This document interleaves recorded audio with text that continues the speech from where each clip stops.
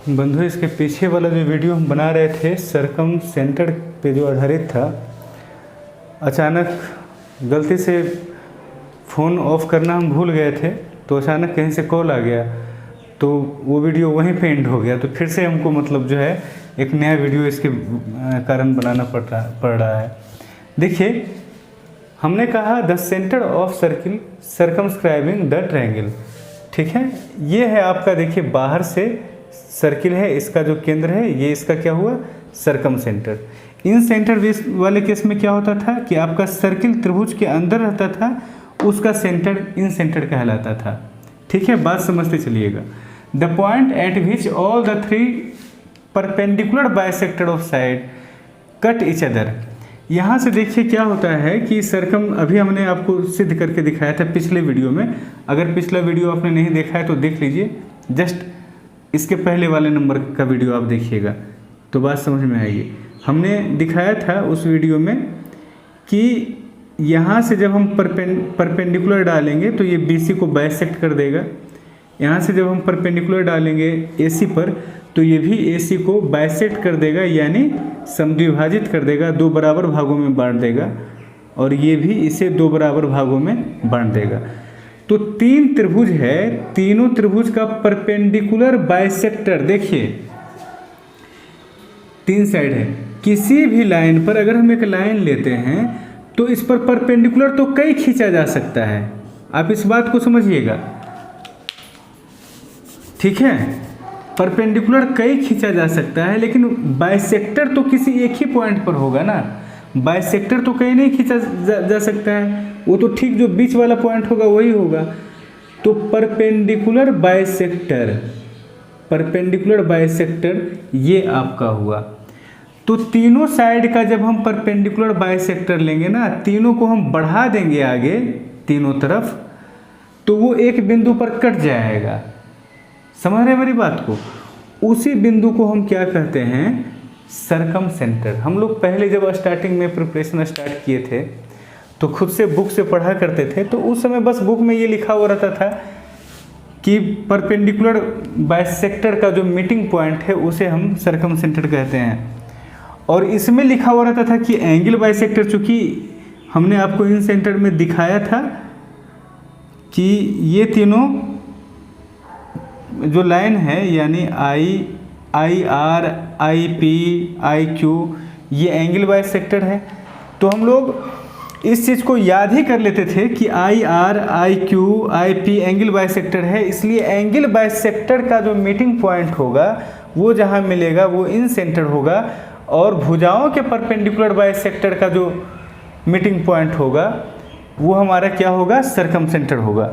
ये हम लोग याद कर लेते थे, लेकिन एग्ज़ाम में जा कर के फिर कन्फ्यूजन होता था कि किसमें परपेंडिकुलर बाइसेक्टर याद किए थे, किसमें हम एंगल बाइसेक्टर याद किए थे। इसलिए हम प्रमाण देते हैं आपको, क्योंकि आप इमेज नहीं भूल सकते हैं, इमेज आपके दिमाग में रह जाएगा। अगर आप इमेज का रिवीजन कर लेते हैं, आप डिफिनेशन को याद कर लीजिए ना, जितना बार भी आप याद कीजिएगा एग्जाम में जाके कन्फ्यूजन होगा ही, लेकिन इमेज जो है, कॉन्सेप्ट जो है वो आपके दिमाग से नहीं निकलेगा। तो इन दोनों में दूसरे पॉइंट में क्या फ़र्क हुआ कि ये है परपेंडिकुलर बाइसेक्टर का मीटिंग पॉइंट और ये है इन एंगल बाइसेक्टर का मीटिंग पॉइंट, ठीक है। अब दोनों के रीजन पर आप खुद से बैठ करके ये बनाइएगा फिगर और कंपेयर कीजिएगा, ठीक है। तीसरा क्या है, the point which is equidistant from vertex. इसमें देखिए तीनों वर्टेक्स को अगर आप इससे मिलाइएगा तो तीनों क्या हो जाएगा, ये तीनों है क्या, ये तीनों एक्चुअली रेडियस है। ये आपका क्या हो गया, रेडियस। लेकिन इसमें वर्टेक्स को मिलाने वाला रेडियस नहीं होगा, इसमें परपेंडिकुलर जो होगा ना वो रेडियस होगा। यानी ये परपेंडिकुलर तो है, ठीक है, ये परपेंडिकुलर जो है यही रेडियस है किसका, इन सर्किल का। और यहाँ पर जो परपेंडिकुलर हमने डाला है ये रेडियस नहीं है। रेडियस कौन है, जो हम केंद्र को वर्टेक्स से, यानी जो हमारा शीर्ष है जिसको एंगल आप कहते हैं, केंद्र को कोण से मिलाने वाली रेखा, ये आपका रेडियस है। इसके कारण केंद्र को वर्टेक्स से मिलाने वाली रेखा आपस में समान हो जाती है, तब हम कहते हैं कि तीनों वर्टेक्स केंद्र से समान दूरी पर है। और इसमें तीनों भुजा केंद्र से समान दूरी पर है। केंद्र से समान दूरी पर भुजा है, क्यों?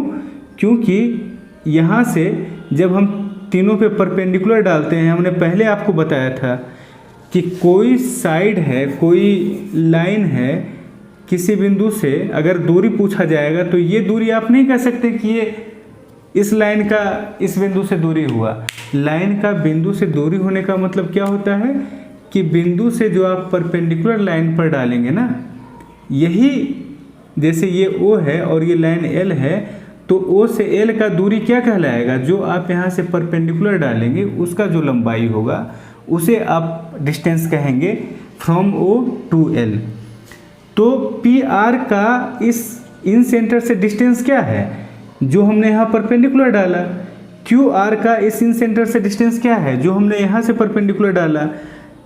PQ का इस इन सेंटर से डिस्टेंस क्या है? जो हमने यहाँ से परपेंडिकुलर डाला। और तीनों ही तो आपका त्रिज्या है, इसलिए तीनों का लंबाई समान हुआ। इसका मतलब ये हुआ कि PR, QR और PQ तीनों इन सेंटर यानी I से समान दूरी पर स्थित है। और यहाँ पर समान दूरी पर कौन स्थित है? यहाँ पर तीनों भुजा नहीं समान दूरी पर स्थित है, तीनों वर्टेक्स समान दूरी पर स्थित है। यहाँ देखिए, वर्टेक्स को समद्विभाजित करती है I और R को मिलाने वाली रेखा। यहाँ पर वर्टेक्स को समद्विभाजित नहीं करेगी, यहाँ पर किसे समद्विभाजित करेगी? सामने वाले भुजा को समद्विभाजित करेगी। अब बात समझ रहे हैं ना? यहाँ अगर हम यहाँ से इस पर लंब डालेंगे तो भुजाओं को समद्विभाजित, यही फर्क है। इन सेंटर और सरकम सेंटर में एकदम उल्टा चलता है। इसमें वर्टेक्स समान दूरी पर रहेगा, इसमें भुजा समान दूरी पर रहेगा। इसमें तीनों भुजा बाइसेक्ट होगा और इसमें तीनों कोण बाइसेक्ट होगा, यानी समद्विभाजित होगा। ठीक है, इसमें सर्किल बाहर से रहेगा और इसमें सर्किल अंदर से रहेगा। ठीक है,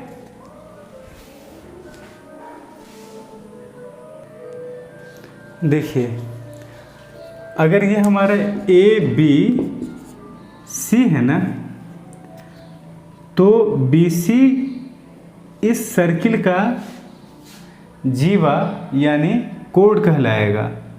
ठीक है, BC को हम क्या कहेंगे? इस सर्किल का जीवा यानी कोण। और आगे जब हम सर्किल पढ़ेंगे चैप्टर, तो वहाँ ये एक प्रमेय पहले हम लोग पढ़ते थे, अब तो खैर प्रमेय पढ़ने की आवश्यकता हमें नहीं है, लेकिन कॉन्सेप्ट जानने की आवश्यकता है। वहाँ पर हम लोग सीखेंगे, इस कॉन्सेप्ट का बहुत सर्किल में इस्तेमाल होगा कि केंद्र से डाला गया लंब जो है जीवा पर वो समद्विभाजित करती है। तो उसका प्रमाण भी हमने देख लिया। ठीक है, तो यही हम कह रहे थे कि यहाँ से जो इन तीनों पर आप लंब डालेंगे वो इन तीनों को समद्विभाजित करेगा, और यहाँ से वर्टेक्स को जो मिलाएंगे तो ये इसे समद्विभाजित करेगा। ये सब हमने देखा। अच्छा, अब देखिए अगला पॉइंट जो आपका है समझने वाला, केंद्र अपने हिसाब से आप ले लीजिए जहाँ तक आपका लाइन जा रहा है। ये एंगल, ठीक है, ये एंगल डबल होगा A का। मान लो कि अगर एक थीटा है तो ये क्या हो जाएगा? 2 थीटा। बात समझ रहे हैं? ये आपका 2 थीटा हो जाएगा। मतलब आप क्या करें कि इसे मिला दें। अगर ये हमारे x है तो भी अभी हमने सीखा था ना कि ये भी x होगा। क्यों दोनों x होगा? क्योंकि समद्विबाहु त्रिभुज में आधार पर के कोण बराबर होते हैं। समद्विबाहु त्रिभुज जैसे ABC अगर एक समद्विबाहु त्रिभुज है जिसमें 2 भुजा बराबर है, तो आधार कौन है? आधार वो नहीं है जो नीचे है, आधार वो है जो दोनों बराबर भुजाओं को टच कर रहा है। तो दोनों बराबर भुजाओं को टच करने वाला BC है, तो इस केस में आधार आपका BC होगा। तो आधार पर का कोण दोनों क्या होगा? आपस में समान होगा। यहाँ AOC एक समद्विबाहु त्रिभुज है, क्योंकि ये भी त्रिज्या ये भी त्रिज्या, तो दोनों क्या हो गया? समान हो गया।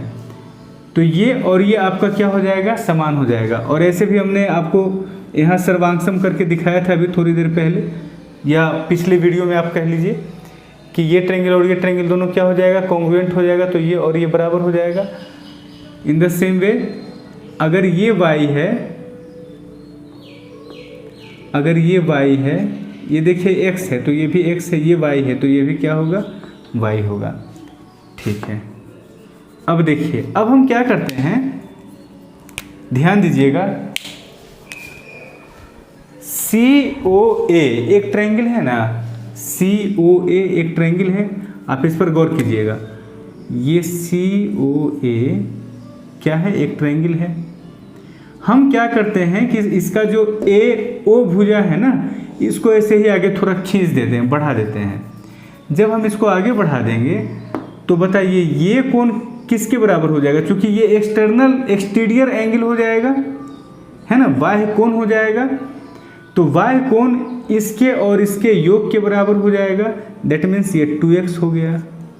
अच्छा, उसी तरह से ट्रायंगल ABO में ये वाला कोण एक्सटीरियर एंगल हो जाएगा।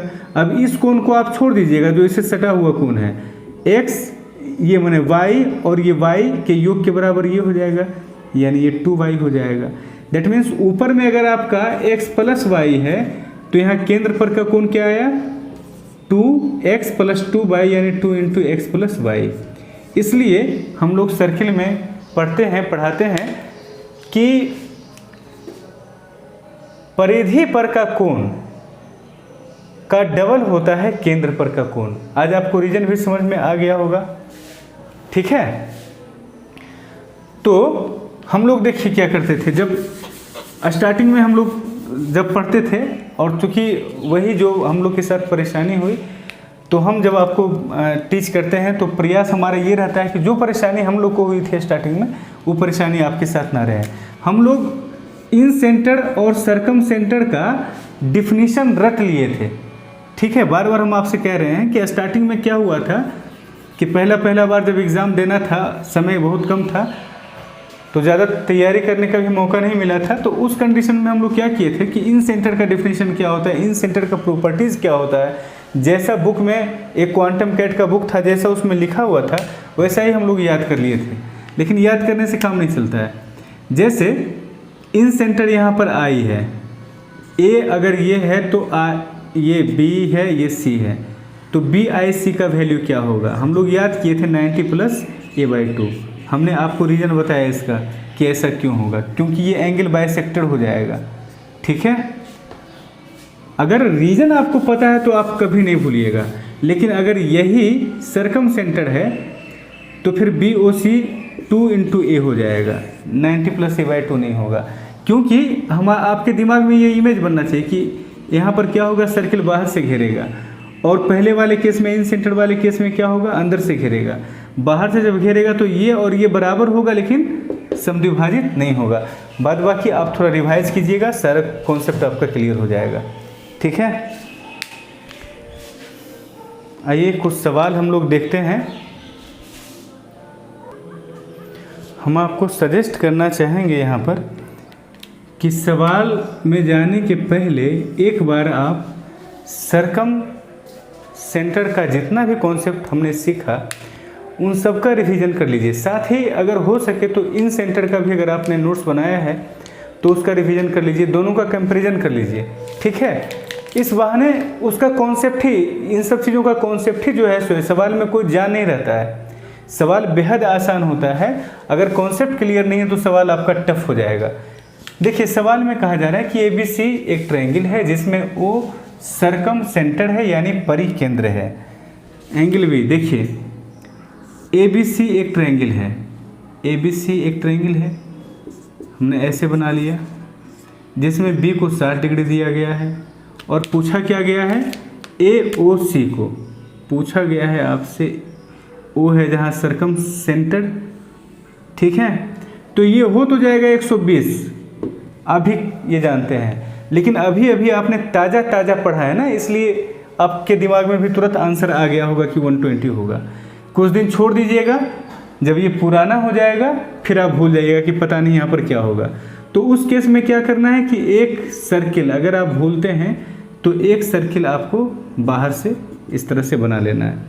और फिर ये तो आपको याद रहना चाहिए कि परिधि पर का कोण सेंटर पर के कोण का आधा होता है, क्योंकि सर्किल में ये कॉन्सेप्ट इतना बार आएगा आपके सामने, इसका इतना इस्तेमाल होगा कि ये आपको याद ही हो जाएगा कि केंद्र पर का कोण परिधि पर के कोण का डबल होता है। ठीक है, तो बाहर से सर्किल बनाएंगे तो हमें दिखाई पड़ जाएगा कि भैया ये केंद्र पर का कोण है और ये परिधि पर का कोण है, तो ये 60 है तो ये 120 हो जाएगा। क्लियर है? अगला सवाल देखते हैं। देखिए अगला सवाल में कहा गया है, इसका हमने हिंदी ट्रांसलेशन नहीं किया क्योंकि सिंपल एक लाइन का अंग्रेजी है, O is the circumcentre of circle, मतलब ओ जो है परिकेंद्र है सर्किल का, ओ सॉरी ट्रायंगल, ट्रायंगल यहाँ लिख दे रहे हैं ट्रायंगल ABC। सर्कम सेंटर जब भी होगा ट्रायंगल का होगा, वृत्त का सर्कम सेंटर नहीं होता है। अब देखिए जैसे ही कहा हमसे कि O is the circumcentre of ABC, और यहाँ से हम देख रहे हैं कि ऐसा ऐसा चीज़ दिया हुआ है कि थोड़ा सा हम कंफ्यूज हो सकते हैं, तो इसके लिए हम क्या करेंगे कि एक फिगर बना लेंगे। पहले एक सर्किल हमने बना लिया, और जब भी आप एग्जामिनेशन में बनाएंगे अपने रफ, जहाँ भी आप रफ करें कागज़ पे, पैड पे या जहाँ भी, उसमें ज़्यादा कुछ लिख करके ना रखें और फिगर छोटा ही बनाइएगा तो ज़्यादा बेहतर होगा। जब बहुत ज़्यादा वर्क फिगर पे नहीं करना हो तो छोटा फिगर से काम चल जाएगा। अब कहा जा रहा है कि ये आपका O है, ठीक है, BAO का वैल्यू आपको दिया गया है, BA और O। चलिए A से O को हम मिला देते हैं। आपके दिमाग में आ जाना चाहिए कि ये जो हमारा O है क्या है, ये है परित्रिज्या यानी सर्कम रेडियस, इस सर्किल का रेडियस।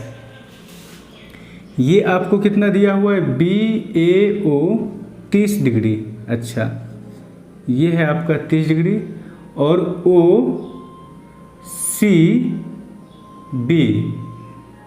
OCB ये आपको दे दिया गया है। देखिए ये आपको दिया गया है कितना डिग्री, 20 डिग्री। और पूछा क्या गया है, COA का मान क्या होगा। पहले अपना थोड़ा दिमाग लगा लीजिएगा और फिर सॉल्यूशन देखिएगा, ठीक है। पॉज कर लीजिए और अपना दिमाग लगा लीजिए। अब देखिए हम बता रहे हैं कि ये 30 डिग्री है, ये 20 डिग्री है। ये तो आपको पता है कि ये हमारा OA, OC और OB तीनों आपस में रेडियस होने के कारण बराबर होगा। जब बराबर होगा तो ये भी हमारा कितना डिग्री का हो जाएगा, 20 डिग्री का, और ये हमारा कितना हो जाएगा, 30 डिग्री का। क्योंकि त्रिभुज OBC एक समद्विबाहु त्रिभुज यानी आइसोसेलेस ट्रायंगल है, जिसमें ये इसके बराबर है। तो अगर एक आधार पर का कोण 20, दूसरा भी आधार पर का कोण कितना होगा, 20। अच्छा, ट्रायंगल OAB में OA और OB बराबर है, तो एक आधार पर का कोण 30, तो ये कोण भी कितना हो जाएगा, 30। तो दोनों मिलके कितना हो गया, 50। आपसे पूछा गया है ये परिधि पर का कोण अगर 50 है तो ये आपका कितना हो जाएगा, 100 डिग्री का। ये आपका आंसर हो गया, ठीक है। तो इन दोनों सवाल को हमने किया। आइए तीसरा सवाल देखते हैं।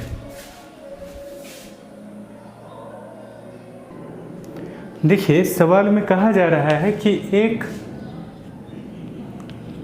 त्रिभुज है और त्रिभुज का नाम क्या है, ABC। अच्छा, उसके चारों तरफ एक सर्किल भी है। तो पहले हम सर्किल बना लेते हैं। ये हमारा सर्किल होगा, ठीक है।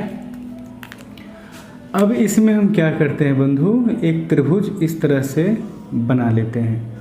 ये हमारा क्या हो गया, एक ट्रायंगल। ध्यान रखना, किसी भी सवाल को जब आप बनाते हैं तो सवाल को सिर्फ बना करके आगे नहीं बढ़ जाना है, रुकना है और देखना है कि इस सवाल में हमने किस कॉन्सेप्ट का इस्तेमाल किया। वो सारे कॉन्सेप्ट का रिवीजन उसी समय 1-2 बार होना चाहिए, तभी उस कॉन्सेप्ट की लॉन्गेविटी होगी आपके माइंड में, ठीक है। ये है A, ये है B और ये है C। दिमाग में बहुत दिनों तक कॉन्सेप्ट रहे, इसके लिए कॉन्सेप्ट का रिवीजन सवाल बनाने के समय ज़रूर कीजिए। अब देखिए इसमें कहा जा रहा है कि O is the circum centre, तो सर्कम सेंटर यहाँ कहीं होगा।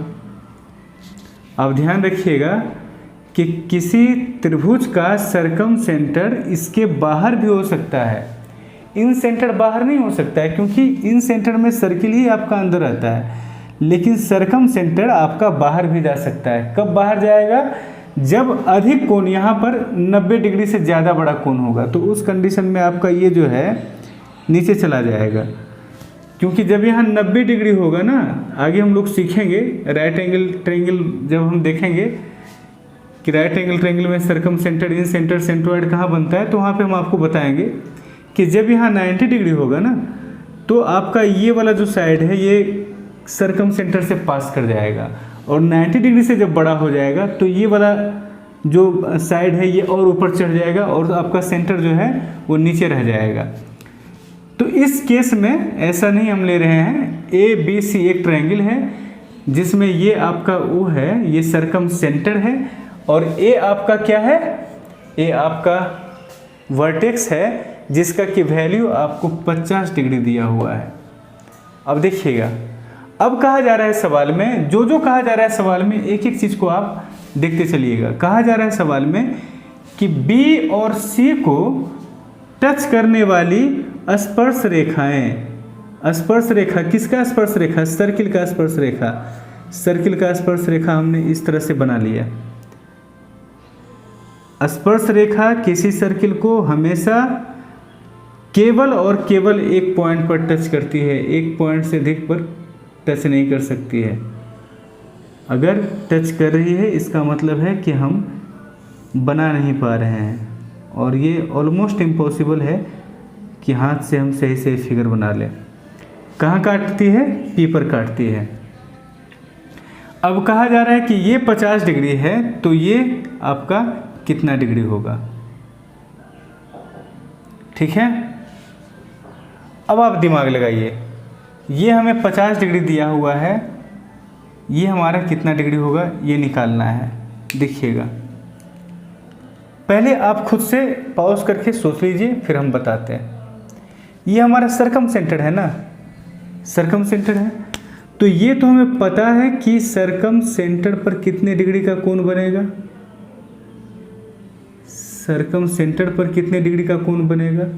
ये 100 डिग्री का कोण बनेगा। अब आप कहिएगा कि सर ये दिमाग में कहाँ से आया कि सर्कम सेंटर वाला जो एंगल है उसको हम कंसीडर करें?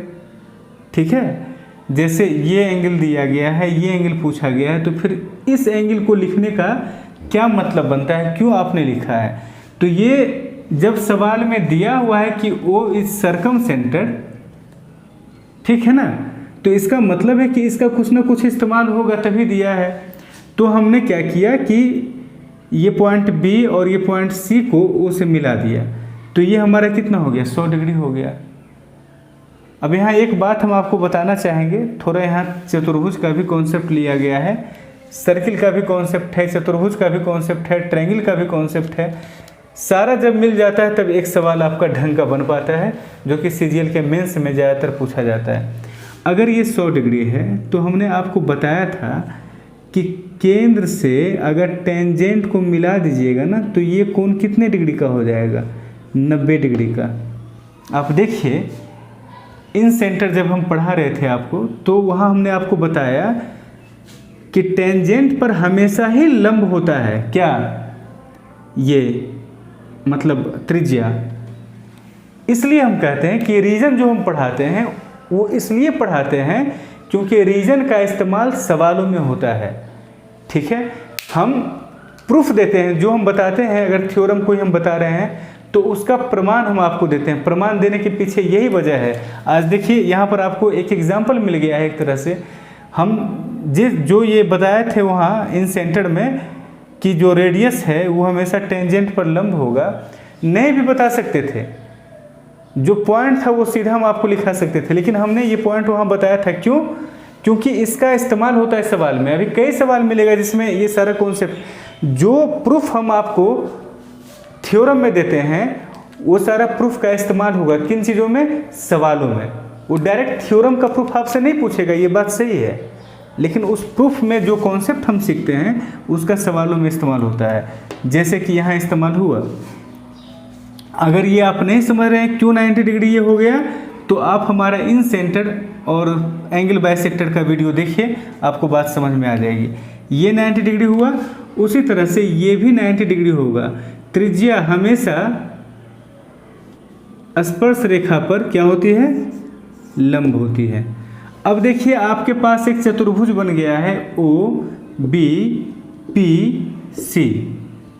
ओ बी पी सी एक क्या है, चतुर्भुज है, और किसी भी चतुर्भुज के चारों कोनों का योग 360 डिग्री होता है। चतुर्भुज हमने पढ़ाया नहीं है, लेकिन ये जो इन्फॉर्मेशन है, ये जो जानकारी है, ये हम वहाँ से उधार ले लेते हैं अभी।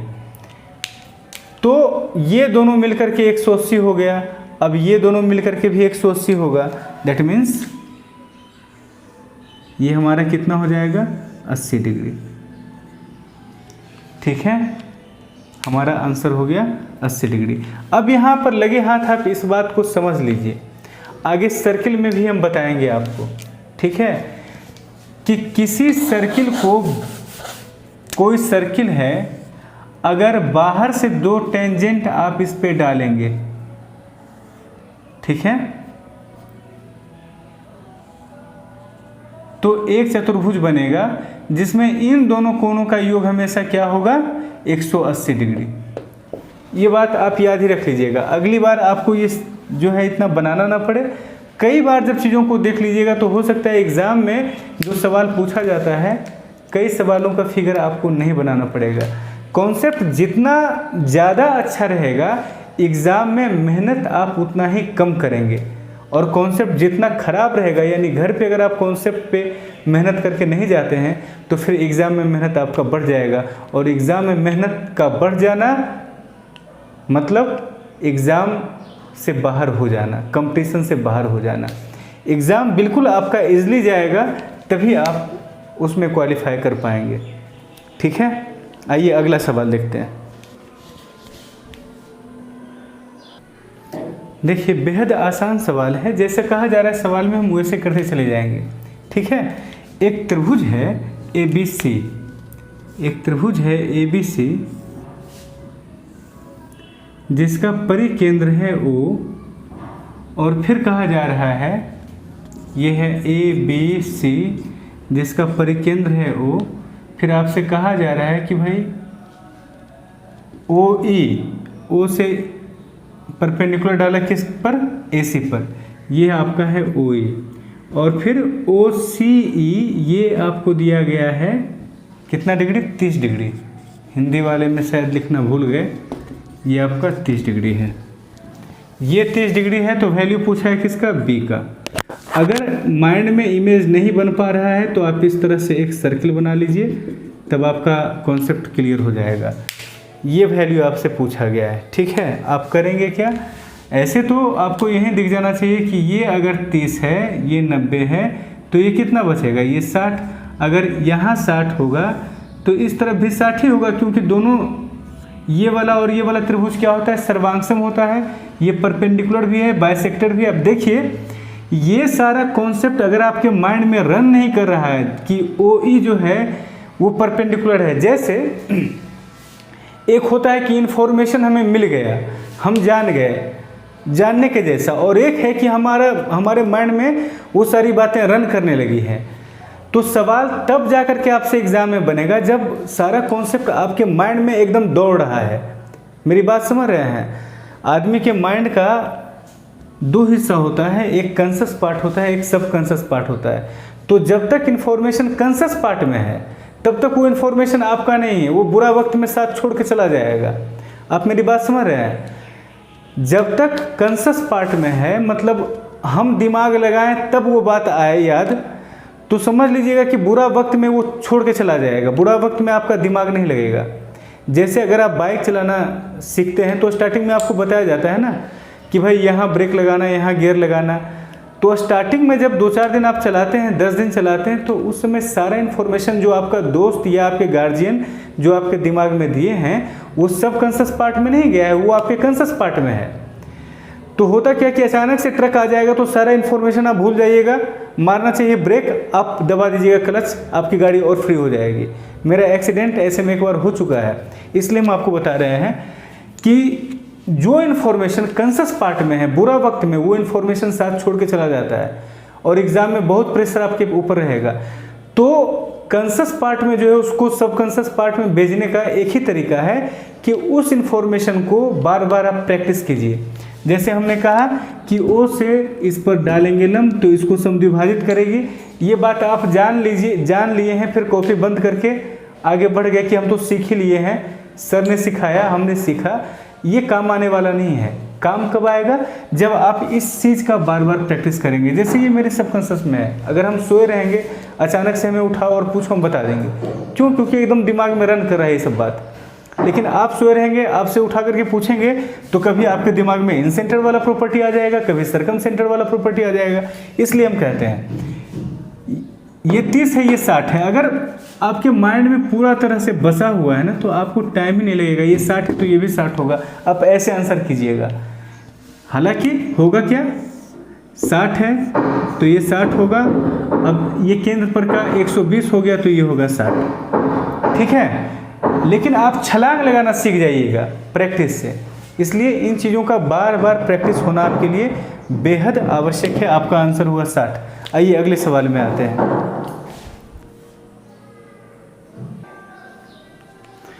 देखिए, अंग्रेजी में सवाल हमने लिखा है, क्यों अब फिर इसको थोड़ा थोड़ा सा इस्तेमाल है वर्ड का। The area of circum circle यानी परिवृत्त का क्षेत्रफल, ऑफ ट्रायंगल एबीसी यानी एबीसी त्रिभुज के परिवृत्त का क्षेत्रफल। त्रिभुज का क्षेत्रफल नहीं दिया गया है, परिवृत्त का क्षेत्रफल आपको दिया गया है। मतलब अगर हमारा ये देखिए, पहले हमने सर्किल बना लिया, फिर हमने इसमें एक ट्रायंगल इंस्क्राइब कर दिया। सर्कमस्क्राइब्ड एक वर्ड होता है और एक इंस्क्राइब्ड होता है, अंदर से जो मतलब डाल दिया जाता है उसे हम कहते हैं। ये इंस्क्राइब्ड हुआ और ये सर्कमस्क्राइब्ड हुआ। अब देखिए, ये हमारा ABC एक ट्रायंगल है। अब कहा जा रहा है कि इस सर्किल का सेंटर जिसका कि O पर है, इस सर्किल का जो क्षेत्रफल है वो आपको दिया हुआ है 154 सेंटीमीटर स्क्वायर। अगर हमें इस सर्किल का क्षेत्रफल 154 सेंटीमीटर स्क्वायर दिया गया है तो इस सर्किल का रेडियस भी हम फाइंड आउट कर सकते हैं ना आराम से, क्योंकि आपको फिर कहा गया है कि O से AC पर लंब डाला गया है। ये है OE और OE का लंबाई आपको 2.9/13 यानी 13 दूना 26 9 35/13 आपको दिया गया है OE का लंबाई। और आपसे पूछा गया है AC का लंबाई। तो अगर हम इस रेडियस का लंबाई निकाल लेंगे, OC का वैल्यू, अगर हम रेडियस का वैल्यू निकाल लें यानी OC का वैल्यू निकल जाएगा। जब OC का वैल्यू निकल गया और OE का वैल्यू दिया हुआ है तो EC का वैल्यू अपने आप हमारा निकल जाएगा पाइथागोरस लॉ से या ट्रिपलेट लगा करके। अब पता नहीं इसमें ट्रिपलेट लगेगा या नहीं, लेकिन पाइथागोरस लॉ तो लगेगा ही। तो EC का वैल्यू अगर हम निकाल लेंगे तो AC जो है वो EC का डबल होगा।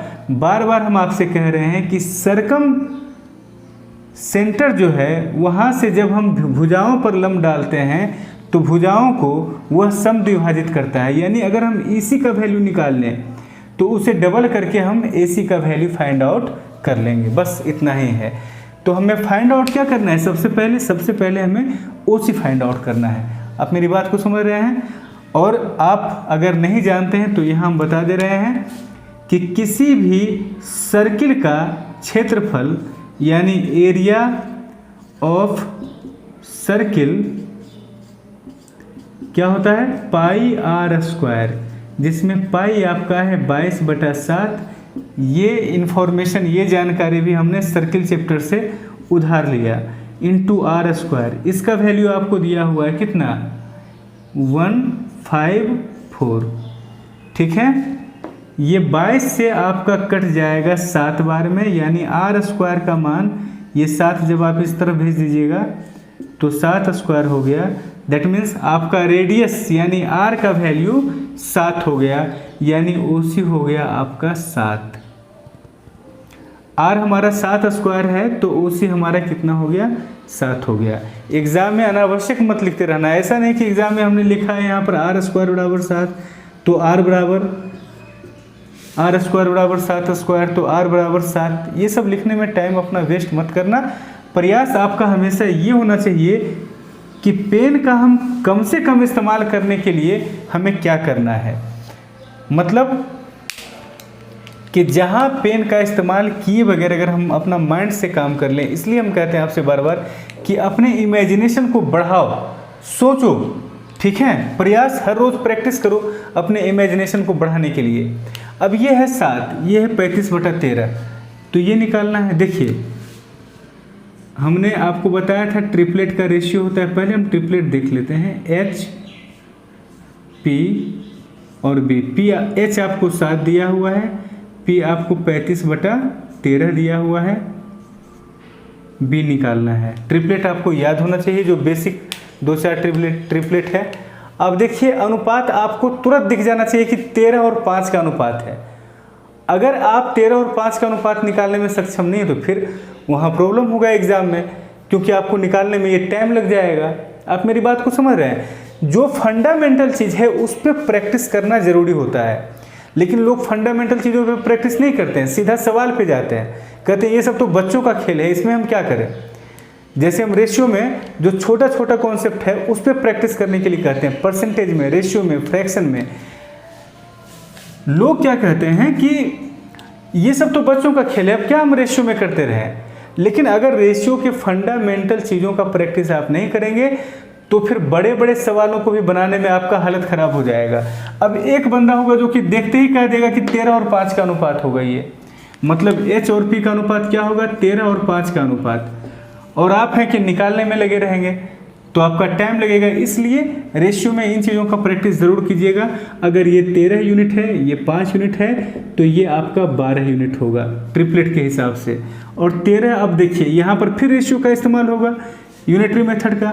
अगर 13 यूनिट का मान 7 है तो बी निकालना है, यानी 12 यूनिट का मान कितना हो जाएगा। हमारा आंसर क्या होगा, 7 गुना 12 यानी 84/13। ठीक है, आपका 6.6/13 आप देख लीजिए निकाल के उतना ही आएगा, क्योंकि ऑप्शन में डिनोमिनेटर में 13 एक ही में है, तो पूरा इसको इस फ्रैक्शन को तोड़ने की भी आवश्यकता नहीं है। 6.6/13 ही आना चाहिए। आप देख लीजिए यही आपका आंसर होगा। और अगर फिर इस तरह से आपको प्रॉब्लम है तो फिर आपको ज़्यादा समय लगेगा, आप वही कीजिएगा, √7² यानी हाइपोटेनस का स्क्वायर माइनस p² यानी 35/13 का होल स्क्वायर। आप ध्यान रखिएगा, हमारा कतई ये मकसद नहीं है कि हम आपके मनोबल को तोड़ें शॉर्टकट दिखा करके, नहीं। हम ये चाहते हैं कि अभी आप शॉर्टकट नहीं कर पा रहे हैं तो कोई बात नहीं है, लेकिन प्रैक्टिस करके ये किया जा सकता है, क्योंकि एग्ज़ाम में कंपटीशन थोड़ा टफ है, थोड़ा नहीं बहुत ज़्यादा टफ है। तो अगर आप वही लंबा मेथड से बनाते रहेंगे, धीरे धीरे कछुआ के चाल से चलेंगे ना, तो सिलेक्शन नहीं होगा, मुश्किल हो जाएगा। अगर कछुआ के चाल से लंबे समय तक चलना है तो यूपीएससी में जाइए, वहाँ कुछ बात हो सकता है, एसएससी में नहीं होगा। एसएससी में है कि खरगोश का चाल होना चाहिए, बहुत देर तक नहीं चलना है, लेकिन चलना है रफ्तार से। आप इस बात को समझिएगा, कहानी में भले ही खरगोश को हमेशा निगेटिव दिखाया गया है, लेकिन ऐसा नहीं कि हर एक सिचुएशन में खरगोश हार ही जाएगा।